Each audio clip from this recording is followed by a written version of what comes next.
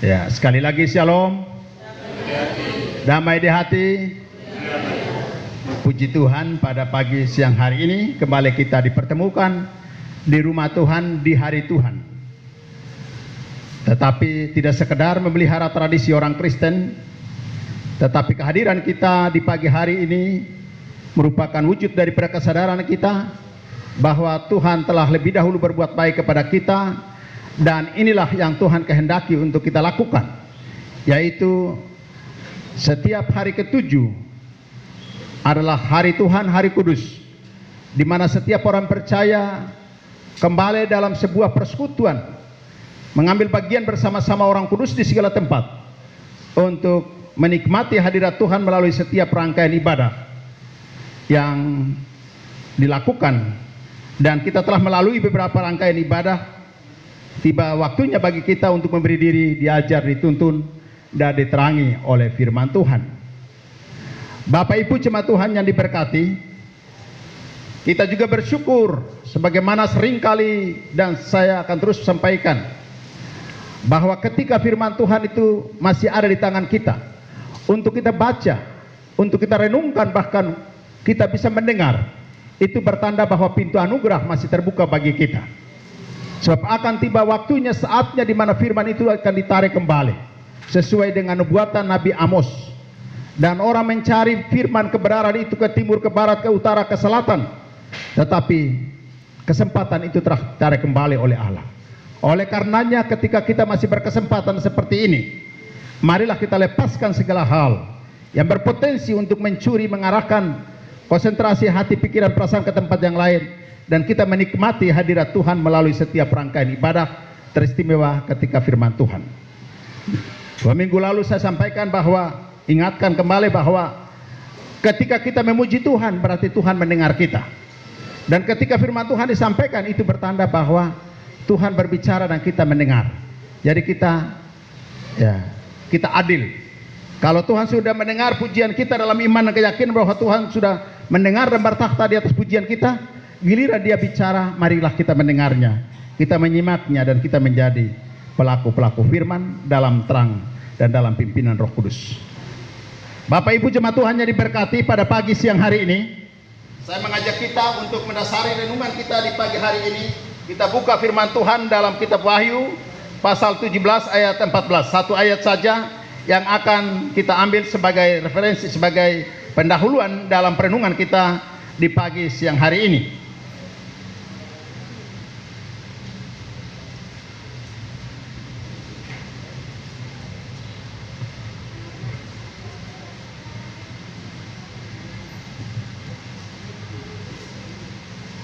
Wahyu pasal 17 ayat yang ke-14. Karena satu ayat saja, untuk menghormati firman Tuhan ini saya jemput kita semua bangkit berdiri dan kita baca secara bersama-sama.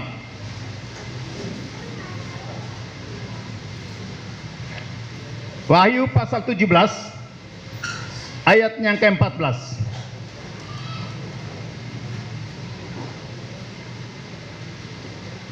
Satu ayat ini berada pada satu pokok bacaan dari Lembaga Alkitab Indonesia, Penghakiman atas Babel.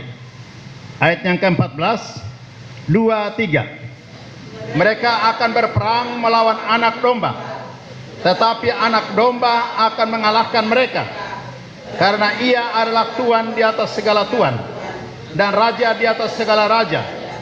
Mereka bersama-sama dengan dia juga akan menang, yaitu mereka yang terpanggil, yang telah terpilih, dan yang setia. Amin. Dipersilakan dulu kembali. Demikian jauh pembacaan firman Tuhan yang menjadi perenungan bagi kita di minggu pagi siang hari ini. Sekiranya berbahagialah setiap mereka yang mendengar, memperhatikan, dan menjadi pelaku-pelaku firman. Dan kita berdoa agar Roh Kudus yang punya firman mampukan kita untuk mengerti lebih jauh dan menjadi pelaku-pelaku yang setia. Dari judul ini saya mengambil tema yang terdapat dalam ayat bacaan kita, bagian terakhir, yaitu terpanggil, terpilih, dan setia. Terpanggil, terpilih, dan setia. 3 kata yang sangat baik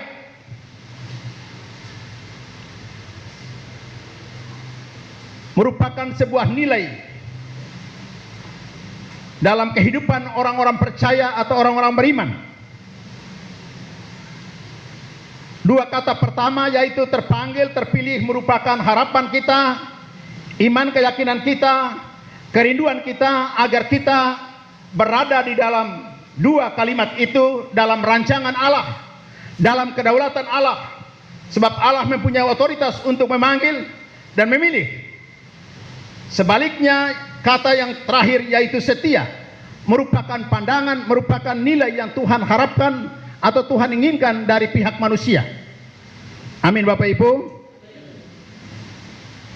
Kita akan dibantu dengan referensi atau kutipan-kutipan yang ditampilkan di dalam slide nanti, bisa diperhatikan ya, dan saya akan membimbing kita untuk merenungkan firman Tuhan ini lebih jauh lagi.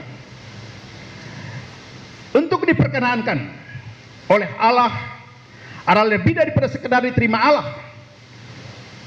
Kitab Wahyu yang baru saja kita baca berbicara tentang kemenangan anak domba Allah. Kita tahu bahwa anak domba mempunyai sepasukan murid, melalui siapa ia berperang dan setiap pertempuran dan selalu memenangkannya.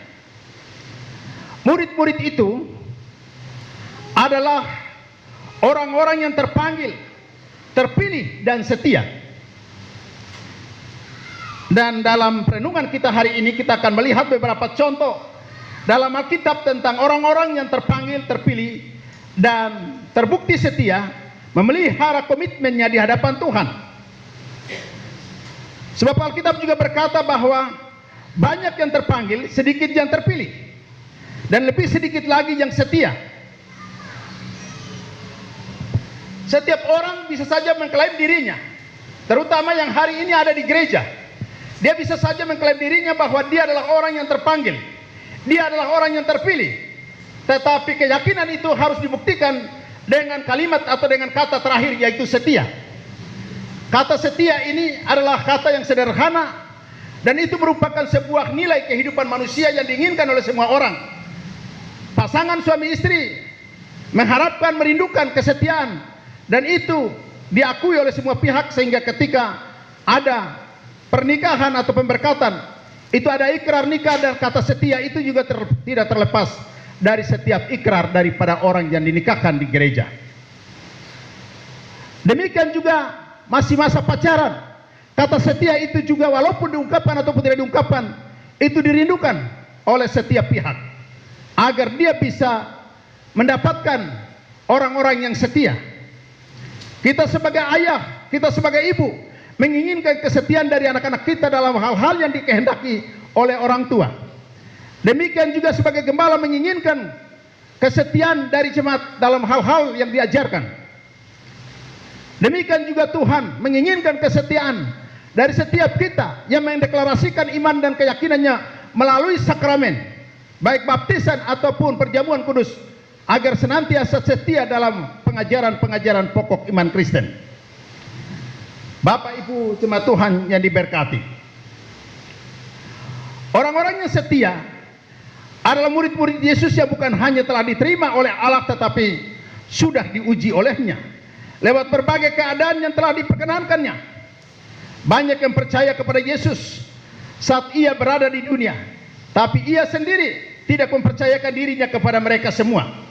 Hal itu bisa nanti kita lihat ayat referensinya.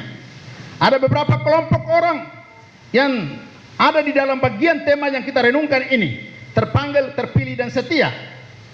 Kelompok pertama adalah orang-orang banyak. Ya. Orang banyak berbondong-bondong mengikuti Tuhan Yesus kalau kita baca dalam Injil Matius pasal 9 ayat yang kedua. Ketika dia mengajar di Yerusalem, ketika dia berada di suatu tempat dan orang-orang mendengar tentang keberadaannya, mereka berbondong-bondong datang kepada dia. Mereka menikmati keberadaannya. Kemudian tentang orang-orang ini dikatakan, mulai dari waktu itu murid-muridnya mengundurkan diri dan tidak lagi mengikuti dia. Kalau kita baca di dalam Injil Yohanes pasal 6 ayat yang ke-66, itu menjelaskan kepada kita bahwa murid-murid yang dimaksudkan di sini bukan berarti 12 murid, tetapi ada banyak orang yang datang dan kemudian menikmati kasih karunia Allah melalui mujizat-mujizat yang dilakukan oleh Yesus. Mereka sama-sama mengakui bahwa dia ini adalah nabi, dia ini adalah utusan Allah, dia ini adalah juru selamat. Tetapi dalam kenyataannya bahwa banyak yang mengundurkan diri. Bapak Ibu jemaat Tuhan, hal ini penting untuk saya tekankan kepada kita. Karena apa? Gereja Tuhan di akhir zaman akan masuk kepada masa penampian, sehingga orang-orang yang tadinya kita berpikir, kita beranggapan bahwa dia inilah orang yang baik, dia inilah orang yang memiliki keterampilan khusus di dalam menopang pelayanan, di dalam melayani, membantu gembala, membantu majelis, ataupun membantu pembangunan dan lain-lain. Tetapi semuanya itu akan teruji oleh waktu. Ada masa penampian di akhir zaman, melalui berbagai tantangan, melalui berbagai pencobaan. Dan tidak semua orang yang dibaptis itu akan masuk, itu akan dinyatakan orang yang setia, orang yang berkenan di hadapan Tuhan. Mereka yang setia sampai garis akhir, yang kedapatan, ya, tetap pelitanya itu menyala, rohnya menyala-nyala dalam segala situasi, dalam segala keadaan. Mereka itulah yang diperkenankan oleh Tuhan masuk di dalam pesta perkawinan anak domba Allah. Bapak Ibu jemaat Tuhan yang diberkati, itu kelompok pertama adalah sejumlah besar kelompok atau orang yang mengaku percaya dan menikmati kasih karunia Allah melalui mujizat-mujizat yang dilakukan oleh Tuhan Yesus ketika ia memberikan makan kepada 5.000 orang. Jumlahnya cukup banyak yang menikmati akan perbuatan-perbuatan Allah yang besar. Tapi tidak semua itu ternyata sampai kepada garis akhir. Diuji lagi. Kemudian muncul lagi kelompok kedua. Jumlahnya lebih sedikit. Ada 70 orang dalam kelompok ini dengan pelayanan yang khusus kepada 70 bangsa kafir. Kalau kita baca dalam kitab Kejadian pasal 10, itu berbicara tentang keturunan-keturunan daripada Nuh. Ya. Ada yang kedapatan menjadi bangsa pilihan, tapi ada juga yang tidak masuk menjadi bagian daripada keturunan Yahudi sebagai bangsa pilihan, dan mereka yang ada di luar sebagai bangsa kafir itu menjadi target utama daripada orang-orang pilihan. 70 orang, kalau kita baca dalam pelayanan Tuhan Yesus, dipilih untuk menjadi pengikutnya. Tapi pertanyaannya, apakah 70 orang itu ada bersama-sama dengan Tuhan Yesus ketika ia disalibkan, atau menyaksikan kebangkitan Tuhan Yesus ketika ia mati dan bangkit kembali? Tidak, 70 orang itu tidak ikut bersama-sama. Bapak Ibu jemaat Tuhan yang diberkati. Kemudian selanjutnya kita melihat pada, dikatakan bahwa kelompok ketiga adalah 12 murid yang kita semua kenal, bahwa murid-murid Tuhan Yesus itu ada 12 orang. Pada waktu itu pergilah Yesus ke bukit untuk berdoa, dan semalam-malaman ia berdoa kepada Allah. Ketika hari siang, ia memanggil murid-muridnya kepadanya, lalu memilih dari antara mereka 12 orang yang disebutnya rasul. Kalau kita baca dalam Injil Lukas pasal 6 ayat 12 sampai dengan ayat yang ke-13. Jadi dari 70 orang itu yang disebut murid-muridnya, dia memilih lagi menjadi 12 orang yang kita kenal dengan 12 murid. Jadi Bapak Ibu jemaat Tuhan yang diberkati, semua orang boleh mengaku diri anak Tuhan, semua orang boleh mengaku diri warga gereja, tetapi masa penampian itu akan tiba, dan setiap orang akan ditampi. Kualitas daripada iman seseorang itu akan teruji oleh situasi dan keadaan yang tidak menentu. Amin Bapak Ibu. Terutama kita sebagai para pelayan-pelayan Tuhan, entah itu sebagai majelis, sebagai evangelis, bahkan sebagai gembala-gembala. Bukankah GKI ini hari-hari ini kita bergumul untuk hamba-hamba Tuhan? Ada beberapa jemaat yang gembalanya sudah tidak ada, dan itu menjadi pergumulan besar, bukan hanya sebagai gembala ketua majelis daerah, tetapi juga bagi gereja kita secara nasional. Bapak Ibu, di gereja-gereja lain pun seperti itu. Hari ini kita mencari kualitas hamba Tuhan yang sesuai dengan tuntutan zaman, akhir zaman, tetapi juga kehidupan modernisasi Ini merupakan dua hal yang berbeda. Hamba Tuhan hadir dengan tuntutan zaman, di mana butuh pulsa, butuh transportasi, butuh komunikasi, butuh fasilitas penunjang pelayanan sesuai dengan tuntutan jemaat yang semakin hari berpikir modern, kritis, dan lain-lain. Hamba Tuhan juga harus menyesuaikan diri dengan kondisi seperti itu. Tetapi di sisi lain, ya, apakah jemaat bisa mampu mengimbangi situasi itu?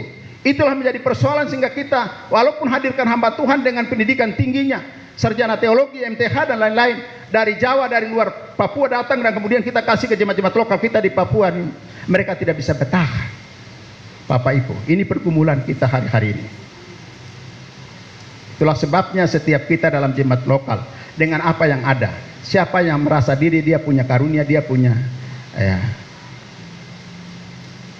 talenta, jangan tahan-tahan. Amin. Jangan tahan-tahan. Layani Tuhan dengan apa yang ada padamu. Jangan nanti sudah sakit-sakitan. Jangan nanti kalau sudah tua, mohon maaf kepada orang-orang tua kita. Mereka ini terbukti bahwa mereka setia. Tapi kita yang masih muda, maksud saya, nanti sudah tidak bisa lagi, baru mulai tarik kaki pelan-pelan. Seperti saya juga yang sudah mulai sakit-sakit ini. Baru menyanyi, sisa hidupku ini ku serahkan buat Tuhan. Tinggal sisa-sisa baru mau serahkan. Waktu masih muda, masih kuat-kuat itu kau di mana? Jadi serahkan totalitas hidupmu mulai sekarang untuk melayani Tuhan. Dengan apa yang ada padamu, jangan bilang, Pak Pendeta saya belum jadi pegawai. Iya, Pak Pendeta berdoa nanti kau jadi pegawai baru saya lihat.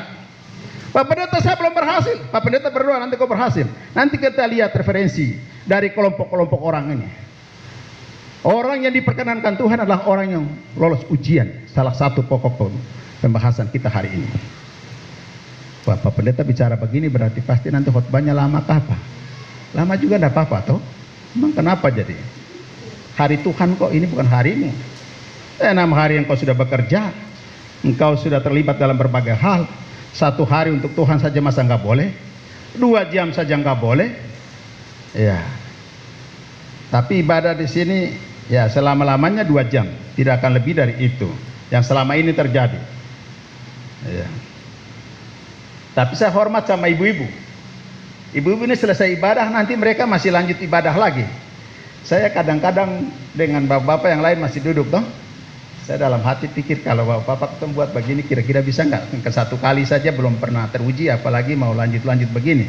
Belum tentu. Ya. Tapi saya percaya bahwa semua itu ada waktu. Kalau kita sudah punya mau, kita punya komitmen, pasti Tuhan mampukan kita. Bapak Ibu jemaat Tuhan yang diberkati, dari kelompok-kelompok ini Allah di dalam Yesus Kristus memilih kelompok 4 yang hanya terdiri dari 3 orang. 6 hari kemudian Yesus membawa Petrus, Yakobus, dan Yohanes saudaranya, dan bersama-sama dengan mereka ia naik ke sebuah gunung yang tinggi. Di situ mereka sendiri saja. Lalu Yesus berubah rupa di depan mata mereka. Wajahnya bercahaya seperti matahari, dan pakaiannya menjadi putih, bersinar seperti terang. Kalau kita baca di dalam Injil Matius pasal yang ke-17 ayat 1 dan ayat yang kedua.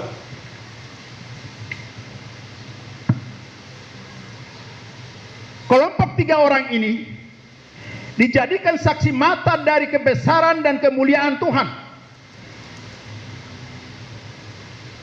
Seperti yang diakui oleh Petrus, salah satu murid yang dipilih dari 12 orang itu, Petrus salah satu.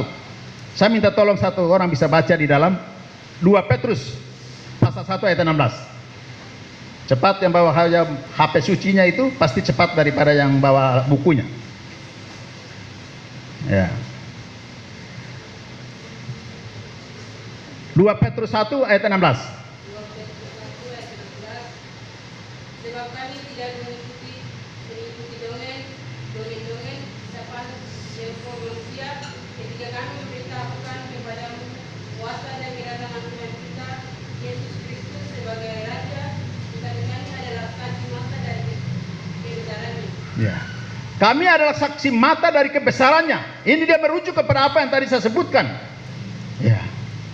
Bahwa 3 orang itu dipilih dan kemudian mereka bersama-sama dengan dia. Di sana ia menyatakan diri. Matanya bercahaya seperti matahari.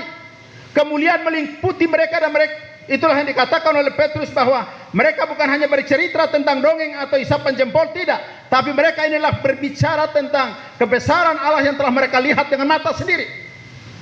Bapak Ibu, kita ini ingin untuk semakin hari masuk ke dalam pengalaman bersama Tuhan.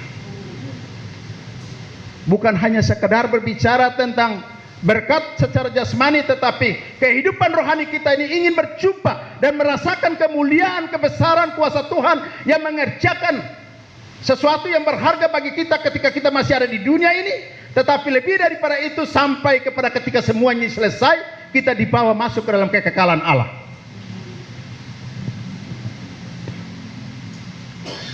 Bapak Ibu jemaat Tuhan yang dikasihi. Demikian juga kutipan Rasul Paulus, dikatakan berlari-lari kepada tujuan untuk memperoleh hadiah, yaitu panggilan surgawi dari Allah dalam Kristus Yesus. Mereka bertiga seperti para pemenang, orang-orang yang dianugerahi sertifikat kelayakan dari Allah. Apakah saya ini masuk ke dalam kelompok 3 orang? Atau masuk kepada kelompok 12 murid? Atau masuk kepada kelompok 70 orang? Atau masuk kepada sebesar atau sejumlah manusia yang mengalami, merasakan dan hanya puas ketika merasakan mujizat-mujizat dari Tuhan, seperti ketika ia ada di Yerusalem, ada di berbagai tempat, mengajar banyak orang, memberikan makan kepada mereka, membuat mujizat sesuai dengan kebutuhan mereka. Setelah itu mereka tidak ada tindak lanjut untuk meningkatkan kualitas kehidupan kerohanian mereka. Bapak Ibu jemaat Tuhan yang diberkati. Selanjutnya kita akan melihat bagaimana mendapatkan perkenanan Allah. Dalam Injil Yohanes pasal 2 ayat yang ke-22 sampai dengan ayat yang ke-24. Dikatakan bahwa kemudian sesudah ia bangkit dari antara orang mati, barulah teringat oleh murid-muridnya bahwa hal itu telah dikatakannya, dan mereka pun percaya. Percayalah akan kitab suci dan akan perkataan yang telah diucapkan Yesus. Dan sementara ia di Yerusalem selama hari Paskah, banyak orang percaya dalam namanya, karena mereka telah melihat tanda-tanda yang diadakannya. Bapak Ibu jemaat yang dikasihi. Selanjutnya dikatakan bahwa tetapi Yesus sendiri tidak mempercayakan dirinya kepada mereka, karena ia mengenal mereka semua. Bapak Ibu, banyak orang boleh ada di gereja, banyak orang boleh mengalami kasih karunia dalam hal-hal jasmani, menikmati mujizat, ketika sakit disembuhkan, ketika lapar diberi makan, ketika lemah dikuatkan, ketika minta pekerjaan diberikan. Hal-hal yang merupakan janji Allah bagi kehidupan jasmani seseorang. Kita semua yang mengaku percaya, Tuhan akan berikan sesuai dengan kebesaran kasih karunia-Nya. Tetapi ingat, dikatakan bahwa tetapi Yesus, ayat yang ke-20, ayat yang ke-24, tetapi Yesus sendiri tidak memperkenankan, tidak mempercayakan dirinya kepada mereka, karena ia mengenal mereka semua. Bapak Ibu jemaat Tuhan yang diberkati, ini memang agak keras bagi kita ya, supaya kita tidak puas sekedar menjadi orang Kristen biasa. Jadi tidak banyak dari pengikut-pengikut Yesus yang memenuhi syarat untuk tergabung dalam kelompok kecil ini. Jadi orang yang diperkenankan Allah adalah, ini ada beberapa ciri atau beberapa hal yang harus kita perhatikan. Yang pertama dikatakan adalah orang yang dalam hidupnya mencari keuntungan orang lain. Amin. Orang yang dalam hidupnya mencari keuntungan orang lain. Dalam bacaan kita di atas tadi, yaitu dalam Injil Yohanes pasal 2 ayat yang ke-22 sampai dengan 24,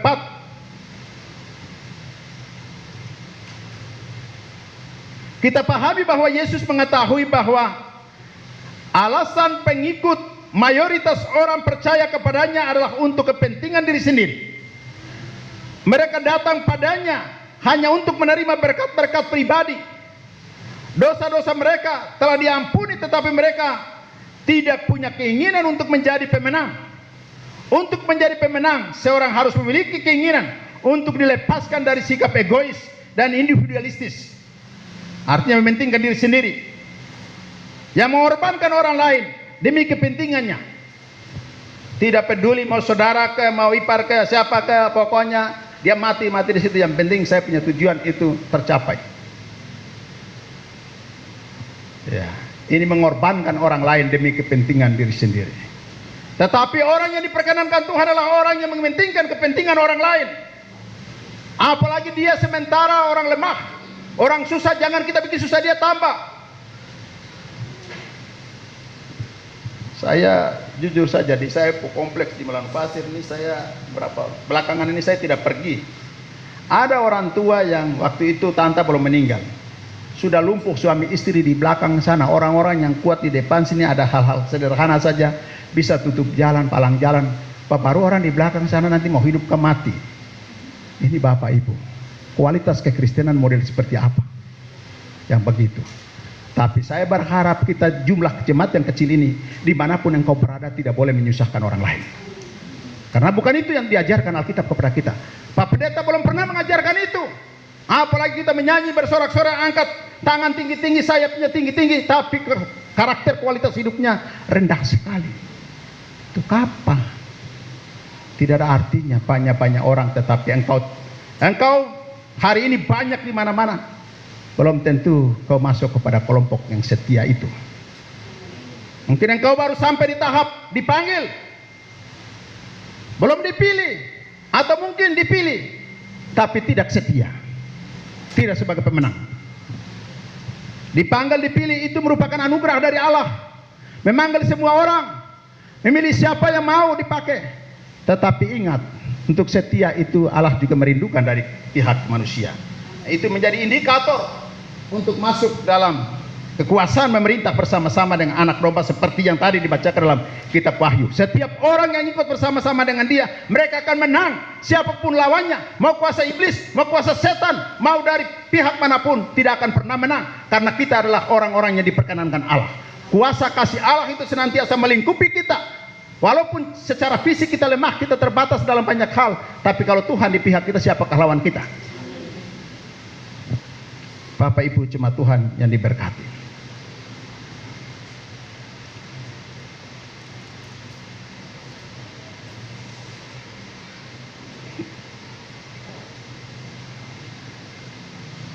mereka datang padanya hanya untuk menerima berkat-berkat pribadi.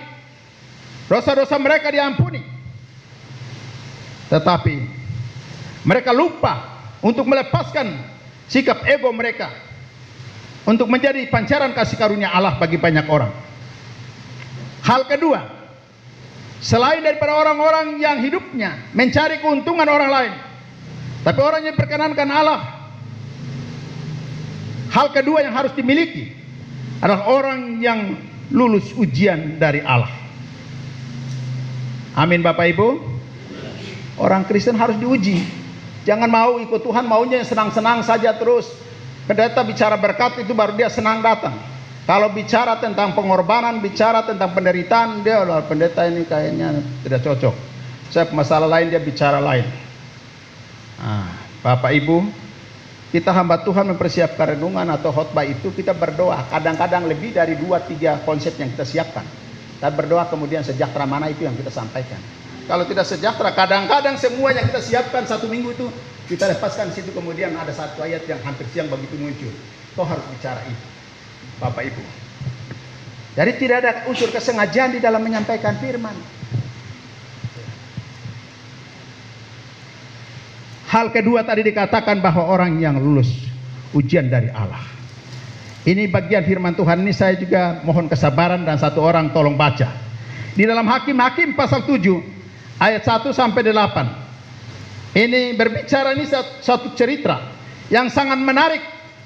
tentang kehidupan orang-orang yang merasa terpilih, orang-orang yang pada dasarnya dia dipilih. Dia masuk pada kelompok-kelompok yang mengklaim dirinya bahwa dia adalah pasukan yang dipakai oleh Allah. Tetapi proses waktu itu terus berjalan. Ya. Seleksi itu terus berjalan. Dan siapa yang kedapatan sesuai dengan kehendak Allah, dia itu yang diperkenankan. Siapa yang setia, dia itu yang diperkenankan. Hakim-Hakim pasal 7 ayat 1 sampai 8. Halo Bapak Ibu, ada yang dapat? Demikian ini firman Tuhan. Hakim-Hakim 1 ayat 1 sampai 8. Adapun Zerubabel itulah beliau bangun pagi-pagi dengan segala rakyat yang bersama-sama dengan dia. Lalu mereka berkemah dekat mata air Arab. Perkemahan orang Midian itu ada di sebelah utaranya, dekat bukit Horeb di lembah. Berfirmanlah Tuhan kepada Gideon, terlalu banyak rakyat yang bersama-sama dengan engkau itu daripada yang mendaki untuk menyerahkan orang Midian ke dalam tangan mereka. Jangan-jangan orang Israel memegah-megahkan diri terhadap aku sambil berkata, tanganku sendirilah yang menyelamatkan aku. Maka sekarang serukanlah kepada rakyat itu, demikian siapa yang takut dan gentar, biarlah ia pulang lenyap dari pegunungan Gilead. Lalu pulanglah 22.000 orang dari rakyat itu, dan tinggallah 10.000 orang. Tetapi Tuhan berfirman kepada Gideon, masih terlalu banyak rakyat, suruhlah mereka turun minum air, maka aku akan menyaring mereka bagimu di sana. Siapa yang kufirmankan kepadamu, inilah orang-orang yang akan pergi bersama-sama dengan engkau. Dialah yang akan pergi bersama-sama dengan engkau. Tetapi barang siapa yang kufirmankan kepadamu, inilah orang-orang yang tidak akan pergi bersama-sama dengan engkau. Dialah yang tidak akan pergi. Lalu Gideon menyuruh rakyat itu turun minum air, dan berfirmanlah Tuhan kepadanya, barang siapa yang menghirup air dengan lidahnya seperti anjing menjilat, haruslah kau kumpulkan tersendiri. Demikian juga semua orang yang berlutut untuk minum. Jumlah orang yang menghirup dengan membawa tangannya ke mulutnya ada 300 orang, tetapi yang lain dari rakyat itu semuanya berlutut minum air. Lalu berfirmanlah Tuhan kepada Gideon, dengan 300 orang yang menghirup itu akan kuselamatkan kamu. Aku akan menyerahkan orang Midian ke dalam tanganmu, tetapi yang lain dari rakyat itu semuanya boleh pergi, masing-masing di tempat kediamannya. Dari rakyat itu mereka mengambil bekal dan sangkakala. Demikianlah seluruh orang Israel disuruhnya pergi, masing-masing ke kemahnya. Tetapi ke 300 orang itu ditahannya. Adapun perkemahan orang Midian ada di bawahnya di lembah. Terima kasih. Bapak Ibu jemaat Tuhan yang diberkati, dari bacaan yang baru saja dibacakan dari Hakim-Hakim pasal 7 ya, ayat 1 sampai dengan ayat yang ke-8 ini, kita melihat sebuah cerita yang menarik. Ketika Gideon diminta atau diperkenankan Allah untuk menyiapkan pasukan-pasukan khusus berperang melawan musuh-musuh Israel, dan menurut kepercayaan itu Gideon memilih 32.000 orang. 32.000 orang ini dibawa dan dipersiapkan untuk berperang melawan musuh-musuh Israel. Tetapi Tuhan Allah bilang, terlalu banyak pasukan itu. Kalau terlalu banyak, jangan-jangan mereka menang, mereka akan merasa bahwa karena mereka, maka mereka bisa menang. Kau kurangi 32.000 itu. Tetapi lihat dulu, mereka yang tidak setia, mereka yang takut. Kemudian dikurangi, tinggal 10.000. 10.000 itu kemudian Allah berkata kepada dia, kau bawa 10.000 itu turun ke air. Kemudian uji mereka di sana. Mereka dipasukan, latihan perang, latihan luar biasa, dan mereka sudah haus. Mereka mungkin juga sudah lapar. Mereka sudah capek. Mereka sudah lelah. Begitu Tuhan beri kesempatan kepada mereka melalui Gideon, pimpin tuntun mereka kepada air, kepada sungai, dan mereka diberi kesempatan untuk minum. Mereka di situ tanpa sadar. Hanya 300 orang yang menyadari bahwa mereka sedang diuji. 300 orang ini kemudian menjadi simbol daripada 3 orang yang tadi disebutkan dalam perjanjian baru itu.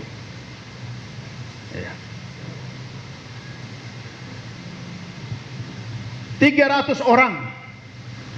Dikatakan bahwa lihat, mereka yang turun ke air karena saking haus, saking panas, saking capek, kemudian mereka berlutut, minum sampai tidak tahu diri, minum sampai benar-benar puas, sesuai dengan ukuran mereka, sesuai dengan pandangan mereka. Itu mereka tidak berkenan. Mereka yang tetap berdiri tapi minum dengan cara lempar-lempar air ke mulut dan kemudian bunyi-bunyi seperti anjing menjilat. Tadi dikatakan di situ, itu tidak diperkenankan. Tetapi mereka yang berlutut dan kemudian minum juga, itu juga tidak diperkenankan.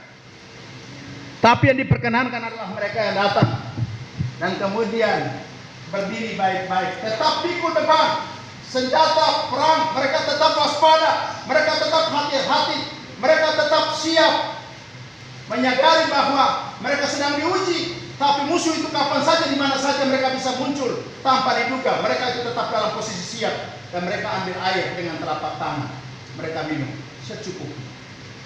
Dan dihitung ternyata 300 orang saja yang bisa menyadari bahwa mereka sedang diuji, dan mereka harus melakukan itu dengan baik.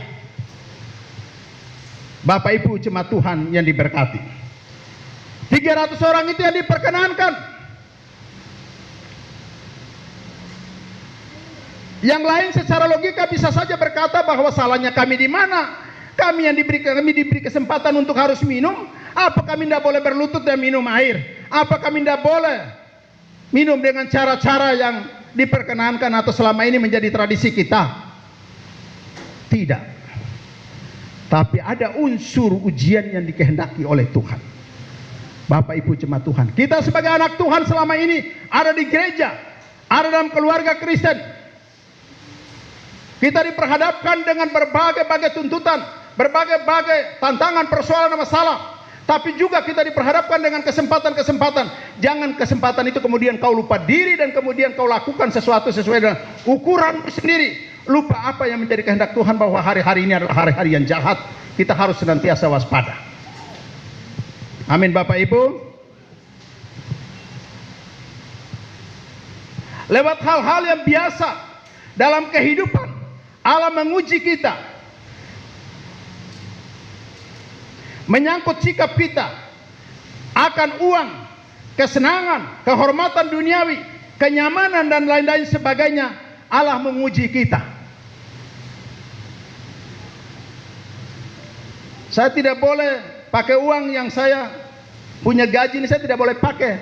Bukan tidak boleh pakai, boleh pakai, tapi ingat, kau juga sedang diuji dengan pekerjaanmu. Kau sedang diuji dengan kesempatan-kesempatanmu. Di mana hatimu berada, di situ juga potensi kejatuhanmu ada di situ. Bapak Ibu jemaat Tuhan yang diberkati. Hal ketiga, selain daripada orang-orang yang lolos ujian, mereka yang diperkenankan oleh Allah seperti yang dilakukan dalam peristiwa Gideon memimpin pasukan melawan musuh-musuh Israel. Yang ketiga adalah orang yang tidak tertarik pada dunia. Dalam Injil Lukas pasal 21 ayat yang ke-34 dikatakan, jagalah dirimu supaya hatimu jangan syarat oleh pesta pora dan kemabukan serta kepentingan-kepentingan duniawi, dan supaya hari Tuhan jangan dengan tiba-tiba jatuh ke atas dirimu seperti suatu jerat. Jadi jangan mengikuti kemanisan dunia ini terlalu berlebihan, lupa diri bahwa engkau itu anak Tuhan, engkau sudah dibaptis, engkau setiap awal bulan itu masuk ke dalam sakramen perjamuan kudus. Demikian juga Rasul Paulus berkata, saudara-saudara, inilah yang kumaksudkan, yaitu waktu telah singkat. Karena itu dalam waktu yang masih sisa ini, orang-orang yang beristri harus berlaku seolah-olah mereka tidak beristri. Artinya bukan berarti munafik atau menyangkal istri, tidak. Ini konteksnya lain. Dan orang-orang yang menangis seolah-olah tidak menangis, dan orang-orang yang bergembira seolah-olah tidak bergembira, dan orang-orang yang membeli seolah-olah tidak memiliki apa yang mereka beli. Pendeknya, orang-orang yang mempergunakan barang-barang duniawi seolah-olah sama sekali tidak mempergunakannya, sebab dunia seperti yang kita kenal sekarang akan berlalu. Bapak Ibu, aku ingin supaya kamu hidup tanpa kekhawatiran. Orang yang tidak beristri memusatkan perhatiannya pada perkara Tuhan, bagaimana Tuhan berkenan kepadanya. Orang yang beristri memusatkan perhatiannya pada perkara duniawi, bagaimana ia dapat menyenangkan istrinya. Dan dengan demikian perhatiannya terbagi-bagi. Perempuan yang tidak bersuami, anak-anak gadis memusatkan perhatian mereka pada perkara Tuhan, supaya tubuh dan jiwa mereka terpusat kepada Tuhan.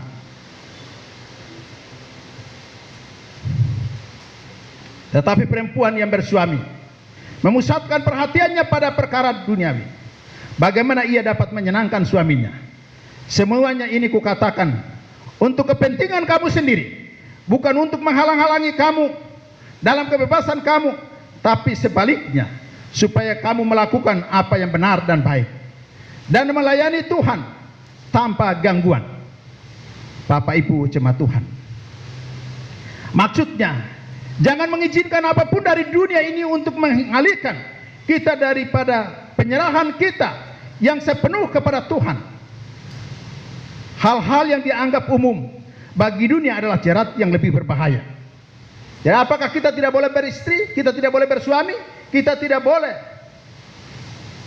menikmati hal-hal lain yang merupakan anugerah Tuhan? Tidak semuanya itu ada, tapi jangan karena itu kemudian menghalangi kita untuk tidak bisa berkenan lebih lagi kepada Tuhan. Maka saudara-saudara kita dari Katolik itu, para pelayan-pelayan itu kan tidak diizinkan untuk berkeluarga atau bersuami atau beristri. Karena itu mereka berpegang kepada konsep seperti ini. Terus kita orang Kristen bagaimana? Pelayan-pelayan Tuhan, mereka boleh menikah? Boleh menikah, tapi yang menjadi persoalan adalah jangan sampai perkara dunia. Gara-gara istri kau tidak bisa melayani Tuhan dengan baik. Gara-gara suami kau tidak bisa melayani Tuhan dengan baik. Itu yang menjadi persoalan dalam catatan Paulus dalam 1 Korintus ini. Kau boleh menikmati semuanya itu, tetapi hal-hal yang biasa itu adalah jerat yang sangat berbahaya bagimu. Kau boleh turun minum mau dengan cara berlutut seperti yang dilakukan oleh tentara-tentara Israel. Mau berlutut, mau minum air dengan cara apa, tapi itu jerat bagimu. Kau boleh menikmati kasih karunia Tuhan. Kesempatan Tuhan berikan bagi yang kau bekerja. Kesempatan Tuhan berikan bagi yang kau mengikuti pendidikan. Kesempatan Tuhan berikan bagi yang kau menikmati hidupmu sebagai istri, sebagai suami, sebagai anak-anak dalam keluarga yang mapan. Tapi ingat, jangan kau lupa Tuhan. Andalkan manusia kemudian melupakan Tuhan. Itu tidak boleh. Bapak Ibu jemaat Tuhan yang diberkati, sudah mau habis, sedikit lagi 5 menit. Yang keempat, orang yang diperkenankan Tuhan adalah orang yang arahkan pikirannya pada hal-hal yang di atas. Kalau dalam Kolose pasal 3 ayat yang kedua, Rasul Paulus berkata bahwa pikirkanlah perkara yang di atas, bukan yang di bumi. Bapak Ibu jemaat Tuhan, saya berikan satu analogi. Lihat gelang karet toh. Gelang karet itu kalau dipasang di tangan kah, di mana saja. Tarik dia panjang, dia longgar, dia lebar. Tapi pada saatnya kau kembalikan. Begitu lepas dia kembali kepada posisi yang semula. Ya. Dalam kehidupan kita sebagai orang Kristen harus seperti itu. ketika kita diberi kesempatan untuk menikmati kasih karunia Allah di dunia ini, tetapi jangan sampai engkau kemudian merasa bahwa ya, ketika engkau diberi kesempatan kau lupa bahwa posisimu, keadaanmu, panggilanmu, harus kau kembali kepada kasih mula-mula. Pikirkanlah perkara-perkara yang di atas. Lain hal, ada orang Kristen akhir zaman ini di dalam gereja-gereja Tuhan hari-hari ini malah terbalik, seperti karet tadi, tapi dia terbalik. Hari-hari tertentu, ketika gereja programkan baptisan kudus, dia datang 1 bulan pertama, kedua, itu dia setia sekali, dia menunjukkan bahwa dia luar biasa. Tapi begitu tersalah mata sedikit, dia kembali kepada kehidupan yang lama. Dia lupa bahwa hidupnya telah diperbaharui, hidupnya telah dikuduskan bagi rencana Allah, bagi pelebaran kerajaan Allah.